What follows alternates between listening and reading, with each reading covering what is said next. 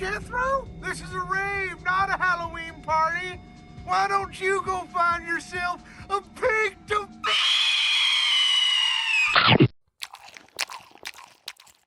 Welcome to Hamburgers and Horror, the home of meat, monsters, and murderers facing off in the ultimate slasher showdown.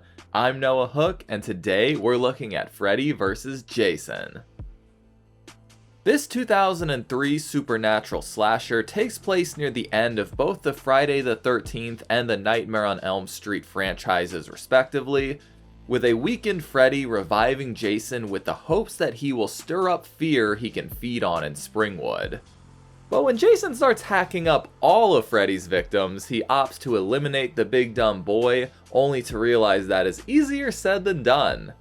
A group of teens find themselves in the middle of an all-out war between the two and try to figure out how to take down two of horror's most terrifying killers. Well folks, we finally made it to one of the most anticipated horror films of all time. Producers had been trying to get Freddy and Jason together since 1987, and after 16 years and 8 films between the two franchises, the stars finally aligned.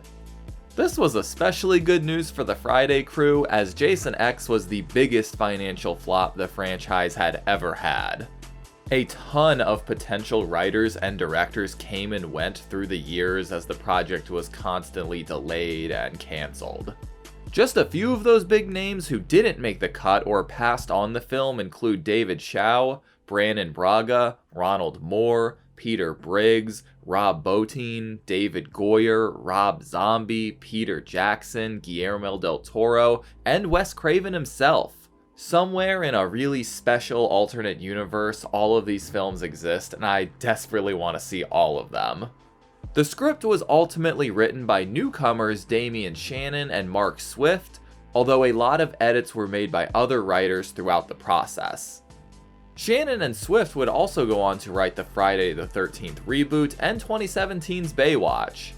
The director's chair was ultimately given to Ronnie Yu, who has brought us films like Bride of Chucky, Fearless, and The 51st State. He was another director who had originally passed on the project, but ultimately rejoined when New Line offered him basically entire creative freedom. Once that was set, the first order of business was casting Freddy and Jason. There really is only one man for the job when it comes to Krueger, and fortunately Robert Englund signed on. And at least to date, this would be the last time that Englund played Krueger on the big screen. Kane Hodder was originally slated to play Jason, but Yu and New Line believed that the character needed a fresh start. Sean Cunningham disagreed and fought for Hodder, but money won out and Hodder was let go. The role went to stuntman Ken Kersinger from films like Wrong Turn 2 and Joyride 3, primarily based on his hulking size. Kersinger had actually made an appearance in Jason Takes Manhattan. He's the big guy that gets slammed into a mirror. A lot of people were real upset that Hodder wasn't in this film, and I think really dislike Kersinger's performance due to that, but I personally think it's pretty fine, but we'll get more into that after the review. The rest of the leading cast includes Monica Keena from The Devil's Advocates and Night of the Demons, Kelly Rowland from Destiny's Child, The X Factor, and Bad Hair, Jason Ritter from Parenthood and Gravity Falls, Chris Marquette from The Right and The Girl Next Door, Lachlan Monroe from Scary Movie and The Predator, and Catherine Isabelle from Ginger Snaps and American Mary. Cinematography was handled by Fred Murphy of films like Secret Window, October Sky, and The Mothman Prophecies. And the score was composed by Graham Revell of The Craft, Sin City, and From Dusk Till Dawn. Freddy vs. Jason ultimately had the highest budget of any film in either franchise with $30 million, but it ended up being well worth it as the film grossed $83 million at the box office. This makes it the most financially successful entry in both franchises, which honestly makes it surprising we never got another crossover sequel. Most would agree that this is a step up from the most recent sequels that we got from either franchise, but it still isn't exactly high art, so it was met with pretty mixed reviews from critics. It currently has a 41 and 50% on Rotten Tomatoes and a 2.7 on Letterboxd.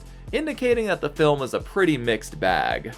Like Jason X, this is one of the Friday films I saw the most growing up, as it was just on TV all the time as a kid, and I used to really enjoy it. But in more recent years, I found that there are a lot of sequences I really love in the film, but there's also times where I kind of just zone out for a bit, so I'm interested to see how it stacks up now that at least the Friday franchise is really fresh on my mind. But with all that said, it's probably time we get started. This time we're not safe awake or asleep, y'all, because we're watching Freddy vs. Jason. The movie opens in Freddy's pre-death torture room as he recollects on how it was the children's fear that gave him power. Springwood Slasher, that's what they call me. Oh god, Freddy is capital N nasty again. Then those pesky parents came and burnt him up, inadvertently turning him into something much worse.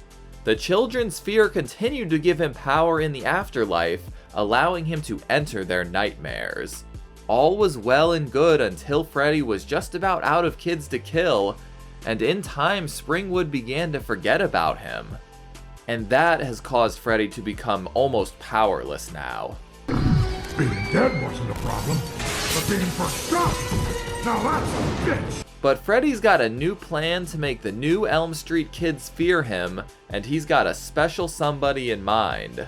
We bippity bop over to Crystal Lake, where a camp counselor is doing what they do best. This top-heavy young woman comes face to face with Jason, who shows off his new superhuman strength. This is just a dream since Jason is still incapacitated from the final Friday, but Freddy is here to wake him up. Jason. My special boy. Voorhees gets a dreamy pep talk from Mommy Pamela, who tells him it's time to get his ass up and pay Elm Street a visit. The big man's evil heart starts pumping and he crawls out of his burial ground ready to kill again. Make them remember what fear tastes like! Now it's time to meet our new Elm Street teens. We've got obvious final girl Lori and her friends Kia and Gib, who are having a sleepover that Jason is hoping to crash. Unfortunately, we'll have to wait for that, but in his place we get Gib's shitty boyfriend Trey and his buddy Blake. Apparently the ladies are trying to set Blake up with Lori, but she's still hung up on her ex-boyfriend Will. Apparently he just upped and moved away without a goodbye, which is something we'll obviously revisit later. Sadly, Blake is not the man of Lori's dreams, and she doesn't feel ready to date since her mother passed away pretty recently as well. We will also revisit that, don't worry. The power goes out and Blakey Boy finds the back door wide open, and it looks like Jason made a beeline upstairs. While Gib showers, Trey gets fucking shish kebabbed. Hey, at least my man held on to his beer. Oh, never mind. Gib finds her pretzel of a boyfriend and the teens flee outside and call the police. Turns out this is one of the houses involved in the Krueger case, and a deputy immediately speculates that he has returned. Sheriff Williams shuts that shit down quick, but Lori overheard enough to get thinking about it. The kids are taken to the station and questioned about their dreams, real subtle officers, although new guy Deputy Stubbs just moved here and is out of the loop as well. Lori tries to recall anything she knows about Freddy, at which point it seems she has fallen asleep. Uh-oh. She follows some bloody footsteps over to an eyeless little girl who spills the tea to Lori. She's transported to the jump rope girl's favorite hangout spot before Freddy jump scares her back awake. Back at home, Blake is scolded by his father for skipping out on watching his sister, and the drunken teen vows to avenge his buddy's death. Then he follows a noise and gets jumped by Goatman Freddy, but the Dream Demon isn't quite strong enough to kill yet. Looks like Jason will have to stoke some more fear first. And Voorhees is not wasting any time, quickly decapitating Blake's dad before doing the same to his son. Meanwhile, it's time to meet Lori's ex, Will. He's not exactly doing well. Things get even worse when he catches a news headline about the murder, as he knows that is where Lori lives. His friend Mark pulls him away before he gets tranquilized, but it sounds like he has been visited by Mr. Krueger already. So it turns out Will supposedly witnessed Lori's dad kill her mom, but the lunacy of his claim is what got him institutionalized. Now he's locked up at Weston Hills and has seemingly just disappeared from the public's memory. Mark agrees to help him break out so he can check on her, which apparently involves acting like a monkey. This gets him tranquilized, but only after he snags an employee ID that they use to escape. Now we meet Lori's dad and maybe wife killer Dr. Campbell, who the drowsy gal begins to see Freddy in. He wants her to stay home and get some rest, but that's the last thing Lori wants to do at the moment. The sheriff informs him that Will has escaped from Weston Hills, which the good doctor happens to run, and they agree they need to contain this issue before it becomes widespread. The police have pinned all 3 deaths on Blake as a murder-suicide, but none of the ladies are buying it. Nerdy and quote-unquote nice guy Linderman expresses his condolences to Lori, but Kia sends his "where's my hug" energy in the other direction. Stoner boy Freeberg invites the crew to a Cornfield party happening that night, and Lori captures the whole school's attention when she tries to describe her nightmares to Kia and Gib. Mark shows up and shares the story of Freddy Krueger, and he seems to be the only one who's ever heard of him. Well, now everybody knows, thanks Mark. The sight of Will causes Lori to faint, so he and Mark have to flee when the principal shows up to check on her. Apparently they just tossed her unconscious ass into the nurse's office, but it's Kia that gets a nose job from Freddy. We also learn that Mark's brother was having dreams about Freddy before he died a few years ago as well, so it sounds like he was locked up to be kept quiet. They flee when a couple officers spot them, and at the library they realize there isn't a single file or record on Krueger to be found. And there are a concerning amount of blacked out obituaries. Even Mark's brother's suicide has been completely erased. Mark believes the town has deliberately erased everything related to Freddy and locked up anybody who came into contact with him, never revealing the whereabouts of where they were taken to the people of Springwood. They realized the town was trying to forget Freddy so he'd lose his power, and Mark worries his monologue earlier gave him the juice he needs to kill again. Will wonders why he and the other victims locked up in Weston haven't been killed in their dreams already, but neither of them can even remember the last time they had a dream. Mark gives him until dawn to talk to Lori and return with or without her, otherwise he'll leave town without him. He does let Will borrow his van though. Aw yeah, it's a Cornfield rave, baby. What, you guys didn't have Cornfield raves in high school? Y'all should try living sometime. It has all kinds of exciting stuff. Dancing, Linderman being hazed, and a local hockey player looking to stir up trouble. Linderman once again tries and fails to flirt with Lori thanks to Kia's taunting, but the dork does stand up for himself this time. You tear me down to make yourself feel better because you really hate yourself, which is kind of pathetic when you actually stop and think about it, assuming of course you can think, with all that makeup weighing down your head. Word has spread that Freddy is on a killing spree, and Will has somehow made his way to the Cornfield rave as well. He shares with Lori that he's been locked up these past few years, and he realizes that Weston Hills never sent any of the letters he wrote to her. She mentions that the police were talking about Freddy, but Will is suspicious that her dad wasn't actually out of town during the murder. Gibbs' smoke break is interrupted by Trey's severed head, who demands she follow him deep into the field.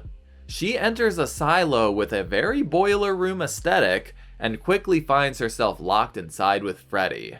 He chases her through the maze before making his grand reveal, but Gib trips over something and falls to a lower level. In reality, Gib is passed out drunk and about to be raped by this fucker looking like Dynamo from The Running Man. But before Freddy can kill her in the dream world, Jason impales her and the rapist with a wrought iron pole. Damn, I actually liked Gibbs' character. That is a shitty way to go. Up next are party boy Shaq and his buddy, who mistake Jason for a local farmer. This guy gets his head turned all the way around, but to Shaq's credit, he does use some liquor and a tiki torch to light Jason on fire. Unfortunately, that has very little effect, so the blazing behemoth follows him back to the party before yeeting his machete into him. Jason starts slashing away as chaos breaks out, and he even manages to get a little buzz going. Laurie comes across Gibbs' body, and she, Will, Kia, Linderman, and for some reason Freeburg flee in Mark's van. Linderman, Freeburg, and Kia all just go the fuck home, I guess, but this allows Will to finish what he was trying to tell Laurie. He says her mother didn't die in a car accident like she was led to believe, and that he witnessed her father kill her in their home. Ah, speak of the devil. Dude starts choking the shit out of Will when he tells Laurie not to trust him, but he follows her when she runs inside. She wants to see her mother's autopsy report, also asking what exactly he does at Weston Hills and why he never told her about Will. He sidesteps those questions and tries to give her some pills, but she escapes by climbing out her bedroom window. She finds Will and leaves with him, and they agree that the doctors, police, and other adults can't be trusted. Too bad the only teen with first-hand memory is currently in a waking nightmare. Mark drops his last caffeine pill down the drain and begins having visions of his brother's suicide. Freddy sticks some little tentacle things in his feet as Will and Laurie arrive, only to find Mark asleep at his desk. He refuses to pass along a message to the other kids, so Freddy slashes his face and burns it into his back. Meanwhile, Deputy Stubbs is learning that the Springwood police are planning to quarantine the entire town, but Sheriff Williams won't tell him what the fuck is going on. Stubbs believes there is a Jason Voorhees copycat killer in town, but of course Williams is so obsessed with Krueger he won't bother to listen. Stubbs decides to take this into his own hands, which for some reason means visiting the teens at Freeburg's house. Doesn't make much sense, but okay. He gives them the lowdown on Jason, and the kids convince him that it's the real deal in town, and Will immediately figures out that Freddy used Jason to spread fear into Springwood. Freddy died by fire, Jason by water. How can we use that? Jesus, we are flying through exposition here. Ah shit, Laurie, looks like you fell asleep again, dummy. The others manage to wake her up before Freddy can harm her, and she manages to bring his nasty severed ear back with her. They realize Freddy is specifically killing them in their dreams, and Will realizes they never dreamt at Weston Hills because they were all on a drug called Hypnosil.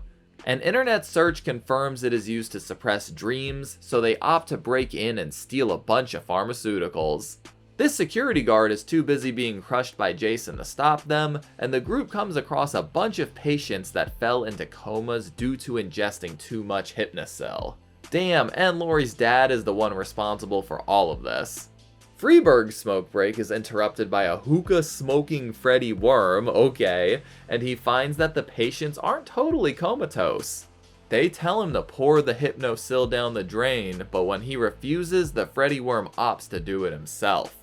Stubbs and Linderman find him dumping the pills, but before they can intervene, they're attacked by Jason. Wouldn't be a Friday film without Jason electrocuting somebody, huh, Stubbs?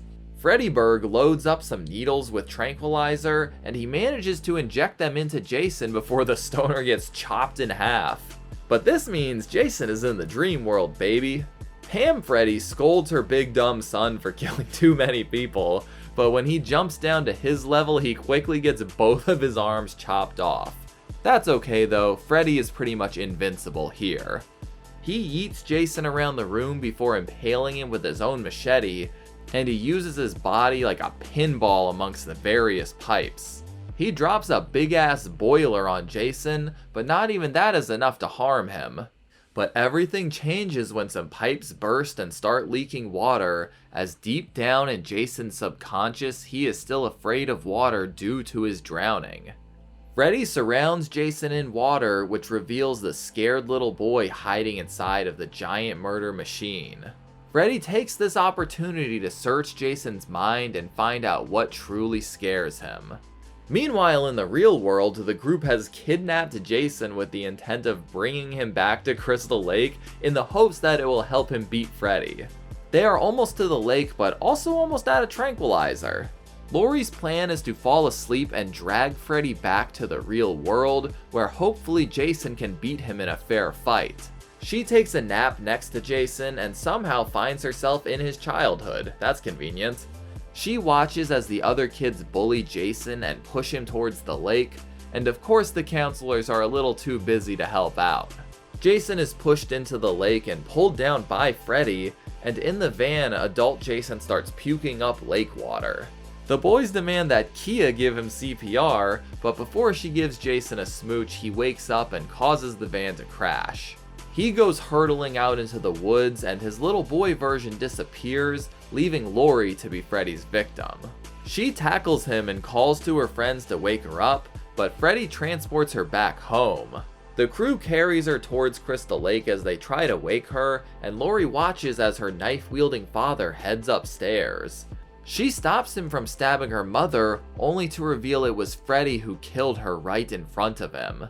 He starts carving into Laurie's chest as Jason approaches the camp, quickly bursting in and setting the cabin on fire. He slashes Will on the side and bitch slaps Kia across the room, and Freddy, sexually assaults Laurie with his finger knives. Linderman is the next to get yeeted across the room, only he had the bad luck of hitting a shelf bracket. All four manage to flee the cabin, and when Will drags Laurie through some flames, it finally wakes her up. She brings Freddy out into the real world, which means it's time for the final showdown. Jason starts off with the upper hand, with some of the early highlights including a kick to Freddy's balls, him getting slung through a bunch of windows, and him getting yeeted all the way over to another cabin. Linderman is really fucked up from his injury and tells Kia to go help the others, and he actually bleeds out right on this tree. Honestly, a pretty peaceful way to go. Kia catches up with Will and Laurie the same time as Freddy, and the two proceed to say two of the most out-of-pocket things in either of these franchises. How sweet. Dark meat. What kind of runs around in a Christmas sweater? And let's talk about the butternuts. What is with the butternuts? You got these teensy-weensy little things, and Jason has got this big old... The 2000s were just a terrible, terrible Wild West when it came to dialogue in movies. Jason shows up and kills Kia with his big, long machete, meaning it's time for round 2 of their showdown. This time, Freddy uses his superior speed and dexterity to shank Jason all over the place, and Laurie decides she is going to help Jason beat her mother's murderer. Freddy finds some air tanks and releases them towards Jason, eventually hitting him and sending him flying. There is a lot of these two just knocking each other very far distances. Then he pierces him with some wrought iron poles and knocks him around with some heavy machinery. Fred gets a little big for his britches and falls over though, giving Jason time to free himself. They have some more close quarters combat before a trolley of dirt knocks them both flying over to a dock. Jason slashes Kruger a bunch of times, and Laurie starts dousing the dock in gasoline. But Freddy manages to slice off some fingers and snatch Jason's machete, now returning the favor with slashes from both signature weapons. He stabs Jason in the eyes and chest while Laurie does a warrior princess run with some torches, and she sets the dock ablaze. This distracts him long enough for Jason to punch right through his chest and rip off an entire arm. Freddy does manage to stab Jason in the heart with the machete, just as the gas tank explodes and sends both of them flying into the lake. Laurie and Will emerge from underwater as well, only to find that Freddy and his machete aren't done yet. Good thing the homie Jason pulls up to stab him with his own arm. Okay, bye! Laurie grabs the machete and recycles a line Freddy used earlier. Welcome to my world, bitch! She decapitates Kruger, sending his head flying into Crystal Lake. Jason shuts his eyes and sinks to the bottom as well, and Laurie shows him respect by dropping his machete down to join him. Our heroes limp away into the night, but we do stick around until the morning. The movie ends with Jason emerging from the lake, seemingly the victor, but it looks like Freddy still has some tricks up his disembodied sleeve. And that's Freddy vs. Jason. Okay, this was actually a lot more fun than I remember it. Maybe my standards are just really low right now due to the crappy sequels I've been watching, but I was pretty engaged the whole time. There are still moments, like any time that the teen characters are getting together and trying to figure out how to beat Freddy, that are just really exposition heavy and kind of boring from a rewatch perspective, but I understand there's a lot of lore to squeeze in, so it is necessary. But generally, I think this film is a pretty successful final version for this crossover. There are a lot of different variations that I could imagine being way worse than this. Every time Freddy and Jason are on screen, and especially when they're on screen together, it is great. The final fight just has so many memorable moments in it. My only real complaint about the fight is I think the choreography relies a bit too much on WWE style moves and using super strength to literally throw them from set piece to set piece. I really like the premise of Freddy resurrecting Jason to use him as a pawn, only for him to become more trouble than he's worth. Seeing Freddy impersonate Pamela was very satisfying, and it provided some direct insight into Jason's mind we hadn't seen much of before. Robert Englund obviously turns in a fantastic performance, and I think Ken Kersinger did a pretty solid job as well. He brings a slow, creeping movement to Voorhees, which contrasts Freddy's quick fighting style well. But when it's time to kill, he suddenly bursts to life with ridiculous strength. I love that we get to see Springwood and Crystal Lake, and I think the film does a pretty good job of keeping it 50-50 between Freddy and Jason. Jason gets to kill horny teens, and Freddy gets to molest horny teens. Although I will say that most of the time it feels like Jason was just picked up and plucked into a Freddy movie. There's just not much in the way of summer camp vibes. I haven't reviewed the Nightmare franchise on the channel yet, but I really do think this is one of the best iterations of Freddy we've ever gotten. He's just a great mix of scary and funny here, and has some solid one-liners as well. Although it is a damn shame that Freddy only gets one kill in the movie, he just has such a creative approach to killing. I think the film would have benefited from a bit more of that. The teen actors all do a good job, and I think their characters are all pretty likable and interesting. I actually really wish that Gib and Mark's characters were able to stick around longer. For me, this happens pretty often in slashers, but I think that the two leads are actually the least interesting characters in the film. Will actually has a lot to do, but I think Jason Ritter's performance is just a bit wooden. Monica Keena does a good job with what she's given, but honestly Laurie just doesn't do very much until the film's climax. It's Will, Mark, and even Stubbs that are there unraveling the mystery and figuring out what's going on, and Laurie is just kind of along for the ride dealing with her trauma. All in all though, my complaints about Freddy vs. Jason are all pretty small. I wouldn't say it's the best film in either franchise, but I'd also say it's far from the worst. It manages to provide a good balance of both slasher icons while still paying attention to and expanding on their respective lore. It isn't just a dumb what-if crossover, it directly takes elements from previous films to help build continuity and depth to the plot. And at the end of the day, it lives up to its promise of having Freddy and Jason kill teens and beat the ever-living shit out of each other. It's a great final Freddy performance for Robert Englund, and it dives into Jason's backstory more than a lot of the other Friday films did. It allows you to root for your favorite slasher, and it came up with an end that is pretty satisfying to both parties. Aside from the OG Universal Monster films, I think this is one of the best crossovers we've ever gotten in horror. It's not a perfect film by any means, but I can appreciate it as a dumb, fun movie night kind of a romp. Well, I think that's about it. What did y'all think of Freddy vs. Jason? Did it live up to the hype? Let me know down below. And join me in just 1 week as we check out the Friday the 13th reboot on actual Friday the 13th. I love it when a plan comes together. Thank you all so much for joining me, and an extra thank you to my patrons. As always, I'm Noah Hook, and thanks for watching Hamburgers and Horror. Stay safe out there. Thanks for watching my review of Freddy vs. Jason. If you enjoyed this video, be sure to like and subscribe so you can keep up with all my horror reviews. And if you want to help support the channel further, you should check out my Patreon account. You'll be able to vote for future movies and franchises I cover on the channel. Thanks y'all.